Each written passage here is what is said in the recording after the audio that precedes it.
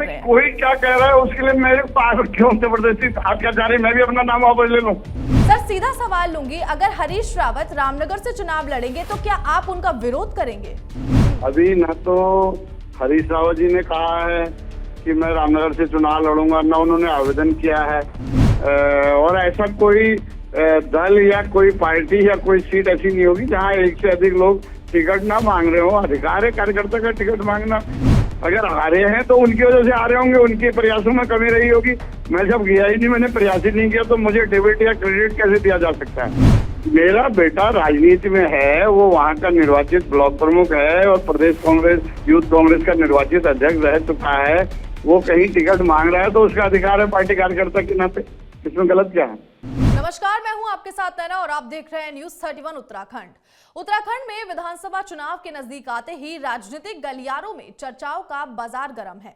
ऐसे में बीते दिनों रामनगर विधानसभा से कांग्रेस पार्टी के 4 दावेदारों ने अपनी दावेदारी पेश की थी, जिसमें पूर्व ब्लॉक प्रमुख संजय नेगी, पूर्व दर्जा राज्य मंत्री पुष्कर दुर्गापाल और महिला कांग्रेस की जिलाध्यक्ष आशा बिष्ट समेत उत्तराखंड कांग्रेस कमेटी के प्रदेश कार्यकारी अध्यक्ष रणजीत सिंह रावत भी शामिल थे। ऐसे में बीते दिन हुई कांग्रेस की बैठक में 3 दावेदारों ने पूर्व मुख्यमंत्री हरीश रावत के चुनाव लड़ने की इच्छा जताते हुए अपने नामों को वापस ले लिया है, लेकिन चौथे दावेदार रणजीत सिंह रावत को इस मामले का कोई संज्ञान ही नहीं है। ऐसे में क्या अपनी ही पार्टी में चल रही गुटबाजी कांग्रेस को सत्ता का राज दिला पाएगी? ऐसे ही कुछ मुद्दे हैं जिन पे हम आज बात करेंगे और हमारे साथ जुड़ चुके हैं खुद रामनगर विधानसभा से अपनी दावेदारी पेश करने वाले रणजीत रावत जी। बहुत बहुत स्वागत करना चाहूंगी सर आपका न्यूज़ 31 उत्तराखंड में। जी नमस्कार जी सर, सीधा सवाल लूंगी, अगर हरीश रावत रामनगर से चुनाव लड़ेंगे तो क्या आप उनका विरोध करेंगे? देखिए, ये हाइपोथेटिकल प्रश्न है। ये प्रश्न कहाँ से पैदा हुआ है मुझे पता नहीं। अभी न तो हरीश रावत जी ने कहा है कि मैं रामनगर से चुनाव लड़ूंगा, न उन्होंने आवेदन किया है और मैंने आवेदन किया है और मैं रामनगर से चुनाव लड़ना चाहता हूं।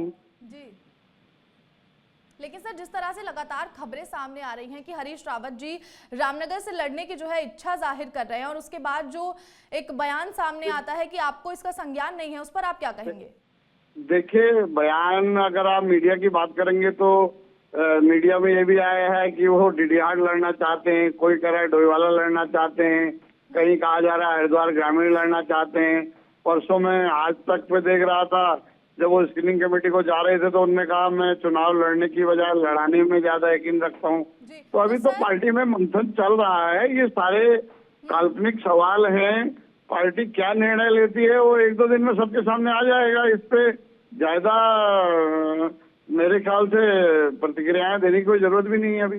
जी सर, सीधा सवाल मेरा ये है कि अगर रामनगर से हरीश रावत जी लड़ते हैं तो फिर क्या आप उनका समर्थन करेंगे या फिर विरोध करेंगे? इस पर आप क्या कहेंगे? देखिए, मैंने कहा ना, ये आपका प्रश्न ही हाइपोथेटिकल प्रश्न है। मैं पार्टी में हूँ, पार्टी जो निर्णय लेगी उसके अनुसार कार्य करेंगे। मतलब आप समर्थन करेंगे, ये मान ले। मैंने कहा ना, पार्टी का निर्णय आने दीजिए, पार्टी के निर्णय के अनुसार काम करेंगे। ठीक है सर। सर, रामनगर में कांग्रेस के 2 गुट हैं, एक गुट आपके साथ जबकि दूसरा गुट हरीश रावत के साथ है। तो ऐसे में पार्टी में गुटबाजी चल रही है, उससे आप कैसे उभर पाएंगे? इस पर क्या कहेंगे? देखिए, मानव स्वभाव है आगे बढ़ना। राजनीति में आदमी आता है पद के लिए, मान सम्मान के लिए, और अगर आप ये स्वस्थ लोकतंत्र की इस परंपरा को गुटबाजी करके देखते हैं तो ये ज्यादती है। और ऐसा कोई दल या कोई पार्टी या कोई सीट ऐसी नहीं होगी जहां एक से अधिक लोग टिकट ना मांग रहे हो। अधिकार है कार्यकर्ता का टिकट मांगना। इसको आप गुटबाजी में क्यों देख रहे हैं? लेकिन सर जिस तरह से खबरें सामने आ रही हैं उनको देखकर तो यही लग रहा है कि जिस तरह से कांग्रेस में आए दिन गुटबाजी की खबरें सामने आती है वो बहुत प्रभाव डालती है जनता पर। देखिए, मैं आप लोगों की भी व्यवस्था को समझ सकता हूँ, क्योंकि आपको भी खबर बेचनी है तो थोड़ा मसाला लगाना ही है। गुटबाजी अगर ये सब नहीं कहेंगे तो खबर बिकेगी कहाँ से, देखेगा अपन।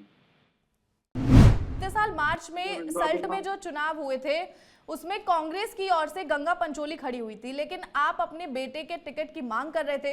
लेकिन जब पार्टी ने टिकट गंगा पंचोली को दिया तो आपकी ही पार्टी ने आरोप लगाया कि आपकी वजह से वो हार गई हैं। कितना सच है ये?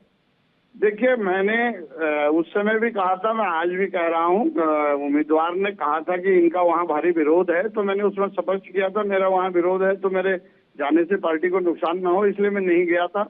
और अगर वहाँ हार हुई या जीत हुई तो जो लोग गए थे अगर जीतते तो कहते कि हमने जिता दिया। तो सर आपने गंगा पंचोली जी को इम्तिहान जिस सपोर्ट बच्चे किया ने था उस इम्तिहान वक्त? दिया होगा उसी को तो आप पास से फेल करोगे। तो सर आपने क्या गंगा पंचोली जी को उस वक्त सपोर्ट किया था? नहीं, मैंने कहा ना, गंगा पंचोली जी ने उस समय कहा था पार्टी हाईकमान को कि इनका वहाँ भारी विरोध है, पार्टी मुझे लड़ाना चाहती थी लेकिन उन्होंने कहा इनका तो वहाँ भारी विरोध है।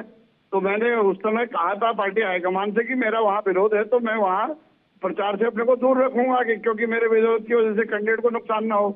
अब जो लोग वहाँ प्रचार करने गए थे वो लोगों का जन समर्थन नहीं जुटा पाए तो ये उनका फेलियर है या मेरा फेलियर है? तो क्या सल्ट से आपके बेटे दावेदारी कर रहे हैं या फिर क्या इस वक्त माहौल चल रहा है? मेरा बेटा राजनीति में है, वो वहाँ का निर्वाचित ब्लॉक प्रमुख है और प्रदेश कांग्रेस यूथ कांग्रेस का निर्वाचित अध्यक्ष रह चुका है। वो कहीं टिकट मांग रहा है तो उसका अधिकार है पार्टी कार्यकर्ता के नाते, इसमें गलत क्या है? जी, हरीश रावत जी जो इस वक्त रामनगर से अक्सर यहाँ पर बात सामने आ रही है कि वो वहाँ से लड़ना चाह रहे हैं और आप कह रहे हैं कि अभी तक ऐसी कोई प्रतिक्रिया ही सामने नहीं आ रही है, तो फिर ऐसा माहौल क्यों बन रहा है?